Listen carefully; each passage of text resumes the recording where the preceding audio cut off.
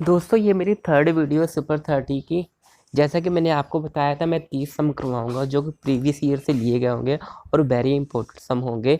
ये state level exams और special पटवारी के लिए होंगे। जो हमारा नेक्स्ट सम है, नेक्स्ट सम हमें हिंदी में दे रखा है। इसमें क्या रखा है, किसी त्रिभुज के दो कोणों का अनुपात 4:5 है। यदि कोणों का योग तीसरे कोण के बराबर है तो तीसरे कोण का मान कितना है, आपको नीचे ऑप्शन दे रखे हैं। अब देखिए दो कोण कौन कौन से दे रखे हैं, एक दे रखा है 4 और एक दे रखा है 5। ठीक है, मैंने आपको कहा था अगर अनुपात में दे रखा है आप इसको x भी मान सकते हो, इसको 4x इसको 5x। अब हमें पता है इन दोनों का सम दे रखा है तीसरे कोण के इक्वल, तो यानी क्या हो जाएगा 4x प्लस 5x प्लस इन दोनों का सम किसके तीसरे कोण के इक्वल होगा, तो तीसरा कोण कितना हो जाएगा 5 प्लस 4x 9x।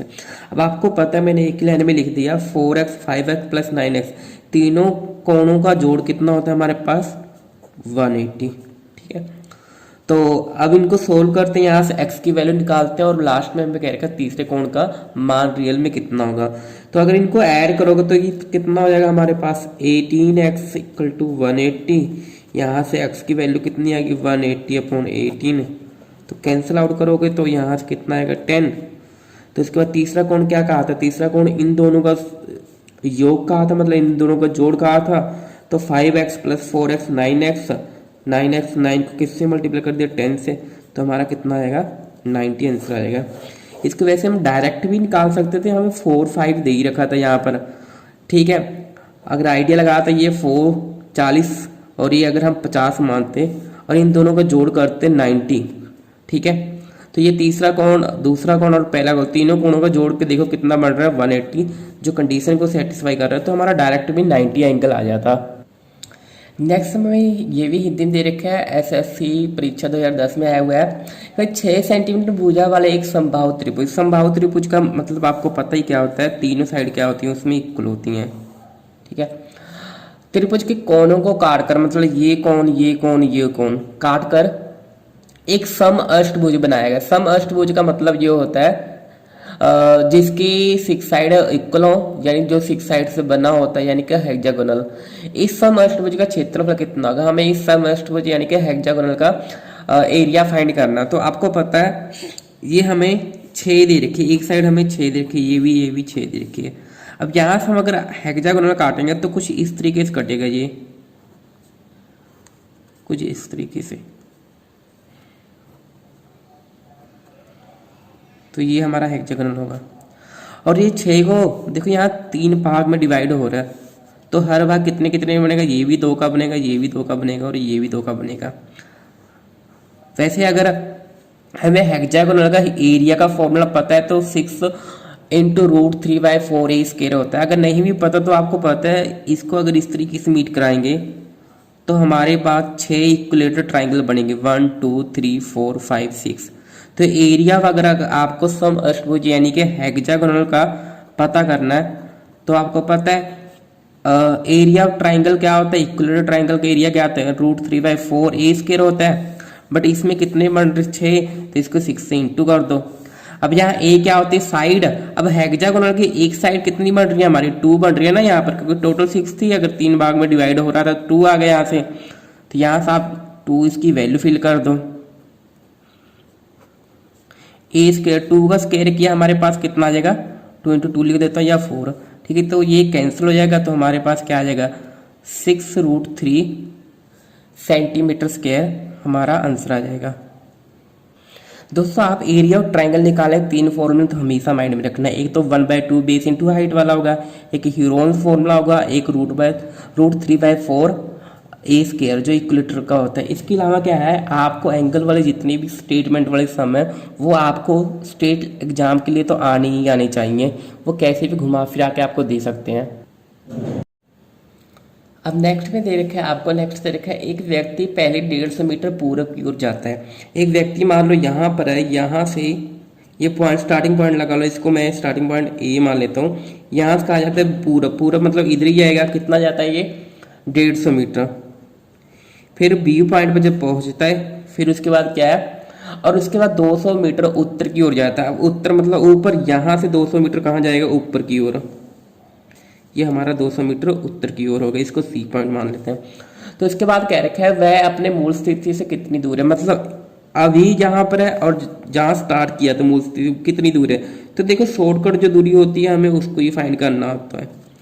तो ये हमारी शॉर्टकट दूरी हो गई, ये हमें पता है 90 डिग्री का एंगल बनेगा, तो ये हम आराम से फाइंड कर सकते हैं। हमारे पास क्या फॉर्मूला होता है, हाइपोटेन्यूज का स्क्वायर यानी कि ए का स्क्वायर ए सी का स्क्वायर किसके इक्वल होगा, इसके और इसके स्क्वायर के इक्वल होगा।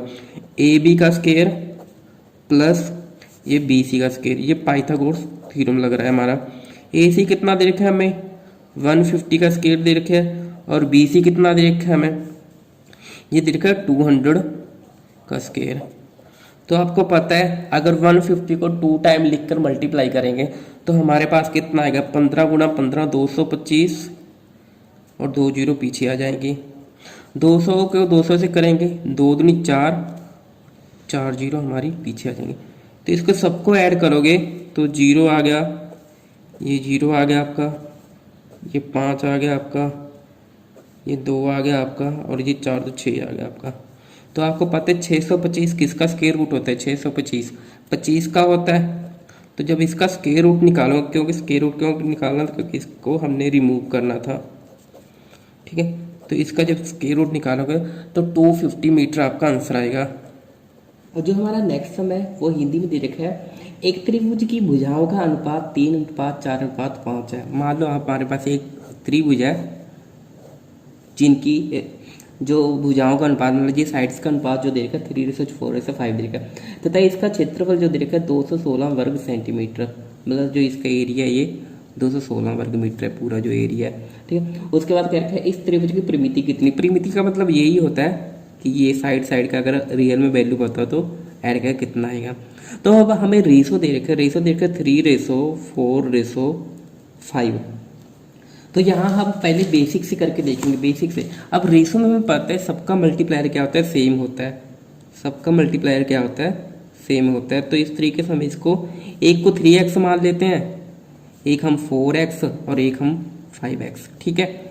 तो अगर इसका एरिया दे रखा है, हमें एरिया दे रखा है, एरिया निकालने का फॉर्मूला क्या होता है आपको बताया था, हीरोज फॉर्मूला कहीं भी लगा दो अगर तीनों साइड होता है।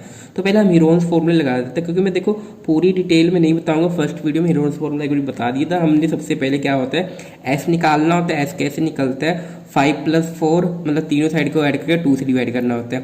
5 4 9 3 12, 12 को 2 से डिवाइड करेंगे तो 6x, x कितना आ गया हमारे पास 6x होगा। जब एरिया निकालते हैं तो हमें पता है हमारे पास फॉर्मूला क्या होता है, s की वैल्यू कितनी है हमारे पास 6x, s - a, s 6 कोई भी, ये a ले लो, ये b ले, ये c ले लो, ठीक है। फॉर्मूला क्या होता है हमारे पास, एक बार लिख भी देता हूँ जल्दी से, s - a, s - b और s - c। और यहाँ s कैसे निकालते हैं हम, a + b + c तीनों को ऐड करके 2 से डिवाइड कर देते हैं। तो यहाँ पर हम क्या करेंगे, देखो 6x में से हमने क्या निकाला, 6x में से a माइनस किया, यानी कि 6x में से 3x माइनस किया तो यहाँ बचेगा हमारे पास 3x, ठीक है। अब s - b, 6x में से 4x माइनस किया तो हमारे पास बचेगा ये 2x। अब s - c, 6x में से 5x माइनस किया तो हमारे पास कितना आ जाएगा, ये x बचेगा सिर्फ, ठीक है।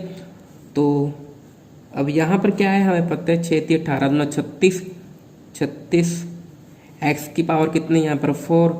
अगर इसको आप देखोगे तो ये कितना आएगा 36 6 का होता है, x की पावर 4 बाहर आके क्या है x की पावर 2 करके x की पावर 2 करके 2 पेयर बनेंगे तो x की पावर 2 आ जाएगा। और इसका अब हमें एरिया दिया कितना था, एरिया कितना दिया था हमें, इसका एरिया देता है 216। यहाँ से हम क्या करते हैं, यहाँ से हम अपनी x की वैल्यू फाइंड करते हैं। x की वैल्यू फाइंड करेंगे तो यहाँ से क्या हो जाएगा, ये 216, ये 6 की तरह का डिवाइड हो जाएगा, कैंसिल होकर 36 बचेगा, यानी एक्स स्क्वायर की वैल्यू कितनी बची हमारे पास 36। तो एक्स की वैल्यू कितनी आ गई, हमने प्लस माइनस में 6, यानी कि हमारा एक्स की वैल्यू 6 आ गई। अब अगर एक्स की वैल्यू 6 आ गई तो देखो यहाँ पर क्या है, इसको हमने 3x माना था तो ये 3 × 6 कितना हो जाएगा 18, ठीक है। इसको हमने क्या माना था 4x, 4 × 6 कितना हो जाएगा 24, और इसको कितना माना था हमने 5x, तो 5 × 6 कितना हो जाएगा 30। अब जब सबको ऐड करोगे तो हमारा क्या होगा, ऐड करके हमारा पेरीमीटर निकलता है। तो यहाँ से हमारा जो पेरीमीटर यानी परिमिति जिसको हिंदी में बोलते हैं, 18 + 24 + 30, तो 8 4 12 3, ये 72 आपका क्या आ जाएगा सेंटीमीटर में, आपका सेंटीमीटर में ये आपका। अब इसी को अगर हम ट्रिक्स से करें तो ट्रिक्स देखो, यहाँ जब हम इसको वैल्यूज को देख रहे हैं तो मैंने एक आपको ट्रिपलेट का रूल बताया था। ट्रिपलेट का रूल क्या होता है, जो पाइथागोरस को थ्योरम को प्रूव करते हैं, वहाँ 90 डिग्री का एल्टीट्यूड बनता है यानी परपेंडिकुलर। तो यहाँ पर आप देखो कि यहाँ हमारे पास जो दे रखी है वैल्यू 3 4 5x 5 दे रखी है, मतलब x मैंने लगा दिया इसके साथ, ठीक है। तो यहाँ पर देखो क्या है, जो पाइथागोरस थ्योरम होती है हमारे पास, अगर हमें ट्रिपलेट याद है, मान लो ये 3x है, ये 4x है, तो ये 5x है, 4 चौका 16, 3 3 9, 16 + 9 25 हो रहा है, जो इसके स्केयर के इक्वल। तो ये हमारा क्या बन रहा है, हमारा ट्रिपलेट बन रहा है। अब यहाँ पर आपको पता है एक दूसरा फॉर्मूला होता है हमारा एरिया निकालने का। हमारे पास दूसरा फॉर्मूला एरिया निकालने का क्या होता है, ट्राइंगल का जब एरिया निकालते हैं तो 1/2 बेस इंटू हाइट होता है। तो यहाँ पर देखो, अब यहाँ पर अगर ये 90 डिग्री का एंगल बन रहा है तो यहाँ हमारा ये हाइट कितनी होगी, हमारे पास 3 होगी, 1/2 हाइट कितनी होगी, 3 होगी, और बेस कितना होगा, 4 होगा। तो यहाँ पर मैंने क्या किया, बेस 4x लिया और हाइट कितनी ली, 3x लिया, और इसका एरिया दिया कितना हुआ, मैं 216 दे रखा है इसमें, तो इसको 216 के इक्वल रखा। यहाँ 2 से कैंसिल करोगे तो ये 2x बन जाएगा, इनको मल्टीप्लाई करोगे 2 3 6x स्क्वायर बन जाएगा। यहाँ 216 है, ये 6 से मल्टीप्लाई करोगे 6 के टेबल भी आएगा 36 आएगा। तो यहाँ से हमारा x कितना आ जाएगा, हमारा 6 आ जाएगा।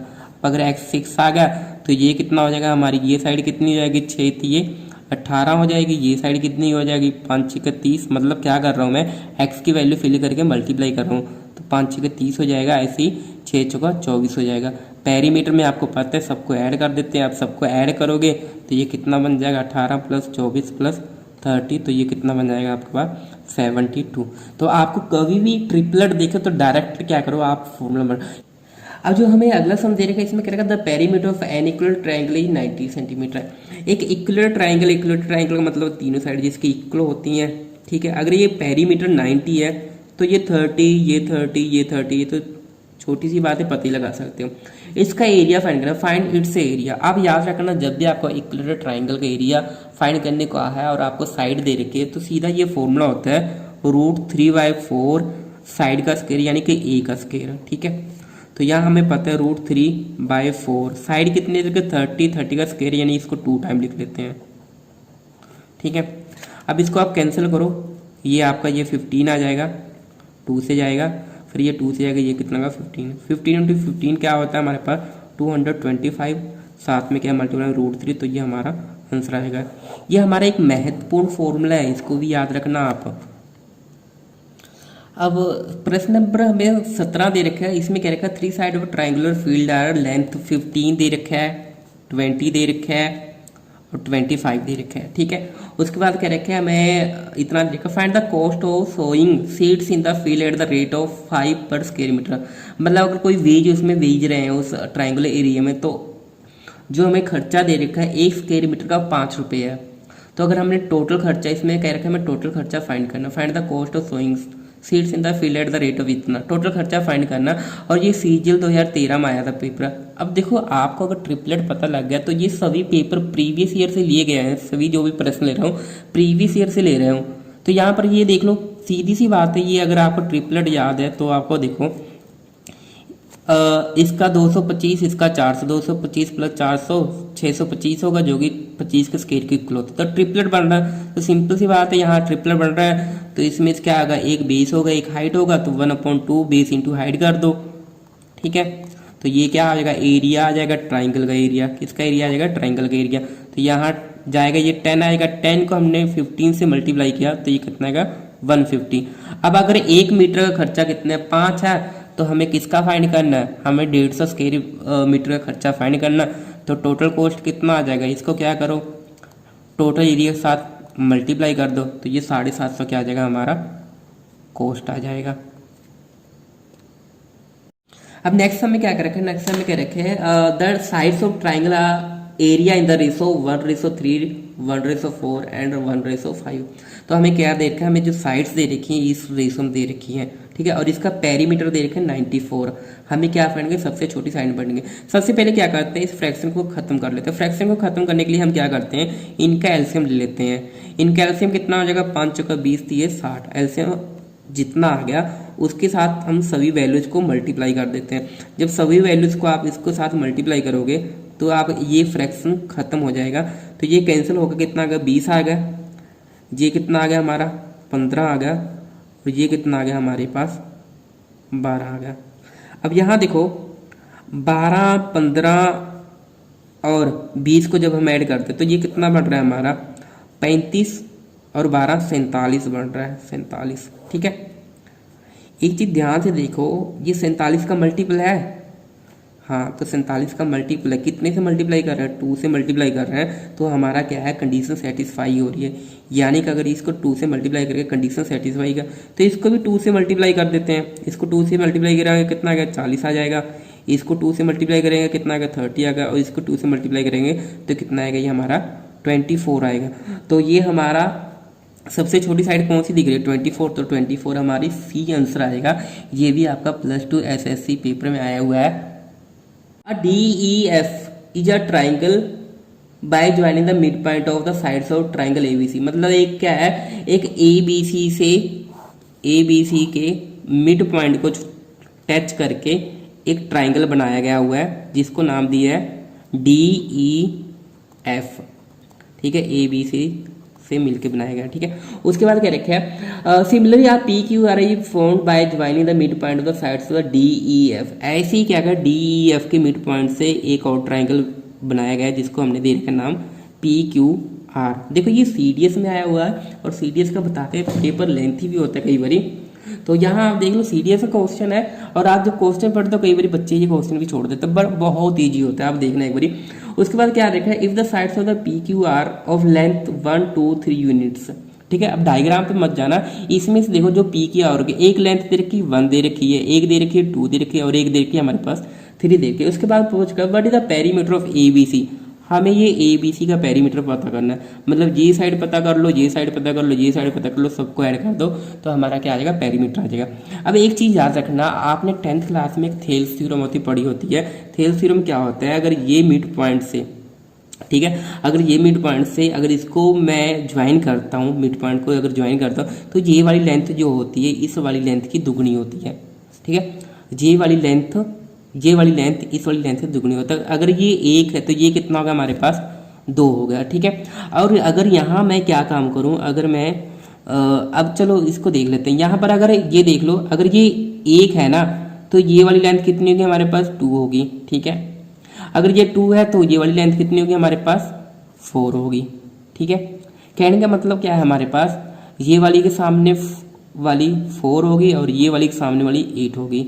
ठीक है, अब ये वाली के सामने वाली कितनी होगी हमारे पास, 3 होगी, सॉरी डबल होगी, 3 दूनी 6 होगी, तो 6 के सामने वाली कितनी होगी हमारे पास, 12 होगी। तो इस तरीके से 12, 8, 24, सॉरी 12, 8, 20, 4, 24, तो हमारा ये क्या आएगा, 24 पेरीमीटर आएगा। चाहे आप एक चीज़ और याद रखो, अगर आपको ट्राइंगल दे रखा है और ट्राइंगल के मिड पॉइंट से क्या दे रखा है, हमें ट्राइंगल के मिड पॉइंट से हमें एक और ट्राइंगल बना रखा है, और इसमें पेरीमीटर पूछ रखा है, तो हमेशा जो बड़ा ट्राइंगल का होगा वो क्या होगा, छोटे वाले का पेरीमीटर से डबल होगा। अगर ये 1, 2, 3 दे रखा था, 3, 2, 5, 1, 6, तो ये 6 का डबल होगा, कितना होगा, 12 होगा। अब इससे भी एक ट्राइंगल और बना रखी थी, अगर इससे एक ट्राइंगल और बना रखी थी, ठीक है, तो वो क्या होगा, इसी से एक ट्राइंगल हो तो वो इसका भी डबल होगा, यानी 12 का डबल कितना होगा, 25। अब जो हमें नेक्स्ट सम दे रखा है, नेक्स्ट सम में क्या रखा है, अब boy standing in the middle of a field and he observe a flying bird in is north at angle of elevation of 30 degree. After 2 minutes he observed the same bird in his east at angle of elevation of 60 degree. If bird is flying at the height of 150√3 meter in a straight line, then find speed of the bird meter per minute.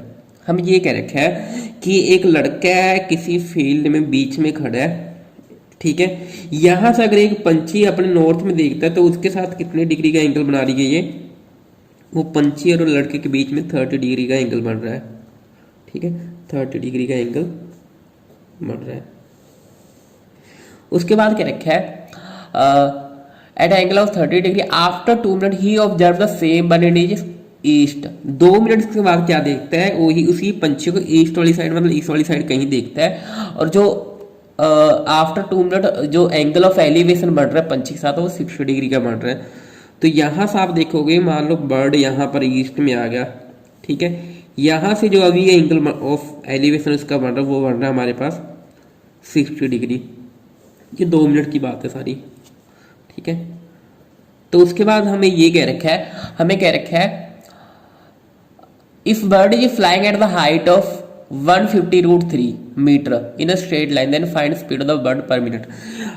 ये कह रखे है पंछी की जो height है कहीं से भी देखो तो ये कितनी है उसके पास 150√3, ठीक, कहीं से भी, यहाँ से देखो तब भी 150√3, ठीक है।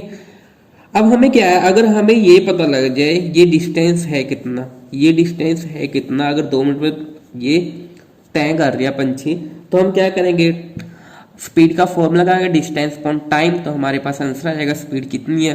तो यार आपको मैंने पिछली वीडियो में जो कंसेप्ट बताया था रेशो मेथड का, तो उसको एक बार आप दोबारा से भी देख लेना। हमें पता है tan 30 डिग्री कितने इक्वल होता है, perpendicular from base tan 30 degree किसके इक्वल होता है, ये होता है 1/√3। मतलब अगर इतनी की बात करें तो ये कितना है हमारे पास √3। और tan 60 किसके इक्वल होता है, ये होता है हमारा √3/1,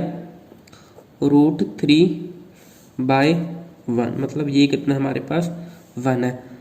तो अब हमें ये डिस्टेंस चाहिए, ठीक है। पहले मैं tan 30 डिग्री को लेकर चलता हूँ। अब यहाँ हमें दे रखा था 1 की वैल्यू कितनी है, 150√3 है। तो अगर √3 की वैल्यू फाइंड करनी है तो हम क्या करेंगे, 150√3 को इससे इंटू कर देंगे, ठीक है। तो 150 ये √3 का स्क्वायर हो जाएगा, ये कैंसिल हो जाएगा, तो ये कितना होगा, 150 को 3 से किया 450, हमारे पास ये हो जाएगा। ये इतनी सी लेंथ आ गई हमारे पास, यहाँ से लेके यहाँ तक वाली लेंथ आ गई। अब यहाँ पे देखो, यहाँ पर क्या देखा है, √3 की वैल्यू दे रखी है 150√3, ठीक है। तो यहाँ से अगर कैंसिल करके देखो तो 1 की वैल्यू कितनी आ गई हमारे पास, 150 आ गई। तो यानी यहाँ 1 की वैल्यू कितनी आ गई हमारे पास, 150, ठीक है, 150। अब दोनों को अगर ऐड करोगे, तो ये टोटल डिस्टेंस कितना हो जाएगा हमारे पास, टोटल डिस्टेंस आएगा 1600 मीटर, ठीक है। तो यानी ये कितना होगा हमारे पास 1600, ठीक है। हमें अब फाइंड क्या करना है, हमें फाइंड करना है कि हम इसकी स्पीड कितनी है। तो स्पीड का फॉर्मूला आपको पता ही क्या होता है, स्पीड का फॉर्मूला होता है, यहाँ कर देता हूँ मैं, स्पीड का फॉर्मूला होता है हमारे पास डिस्टेंस अपॉन टाइम, ठीक है। तो डिस्टेंस कितना है 600 मीटर है, टाइम कितना है 2 मिनट्स।